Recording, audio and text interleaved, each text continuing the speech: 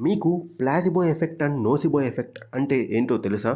మనం ఏదైనా ప్రాబ్లంతో హాస్పిటల్‌కి వెళ్ళినప్పుడు డాక్టర్ మనకి ఒక ఫేక్ టాబ్లెట్ ఇచ్చి, దీనివల్ల నీ ప్రాబ్లమ్ క్యూర్ అయిపోతుంది అని చెప్తే, ఆ టాబ్లెట్ వేసుకున్న తర్వాత నిజంగానే మన ప్రాబ్లమ్ కొన్ని డేస్‌లో క్యూర్ అయిపోతుంది. దీన్నే ప్లాసిబో ఎఫెక్ట్ అంటారు. ఇక్కడ మన బ్రెయిన్ ఆ టాబ్లెట్ వేసుకుంటే క్యూర్ అయిపోతుందని స్ట్రాంగ్‌గా బిలీవ్ చేస్తుంది. సో, అందుకనే క్యూర్ అవుతుంది. ఒక పేషెంట్‌కి అడ్వాన్స్ స్టేజ్ ఆఫ్ క్యాన్సర్ ఉంది. ఈవెన్ డాక్టర్స్‌కి కూడా అతనికి క్యూర్ అవుతుందనే హోప్ లేదు. కానీ డాక్టర్స్ అతని మీద ప్లాసిబో ఎఫెక్ట్ ట్రీట్మెంట్‌ని యూజ్ చేశారు. అంటే ఒక టాబ్లెట్ ఇచ్చి దీనివల్ల నీకు ఖచ్చితంగా క్యూర్ అవుతుందని అతన్ని నమ్మించారు. అతను కూడా దాన్ని బాగా నమ్మి ఆ టాబ్లెట్ వాడడం మొదలుపెట్టాడు. కొద్ది రోజుల తర్వాత స్లోగా క్యాన్సర్ సెల్స్ తగ్గుతున్నాయి. అతనికి కంప్లీట్‌గా క్యూర్ కూడా అయింది. కొన్ని రోజుల తర్వాత న్యూస్‌లో ఆ మెడిసిన్ ఫేక్ అని, అది క్యాన్సర్‌కి ట్రీట్ చేయడానికి పనికిరాదని న్యూస్‌లో వచ్చింది.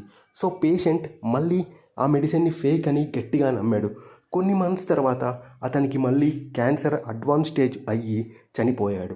దీన్నే నోసిబో ఎఫెక్ట్ అంటారు. సో, పాజిటివ్ బిలీఫ్ మనకి క్యూర్ చేస్తుంది అండ్ నెగెటివ్ బిలీఫ్ మనల్ని చంపేస్తుంది.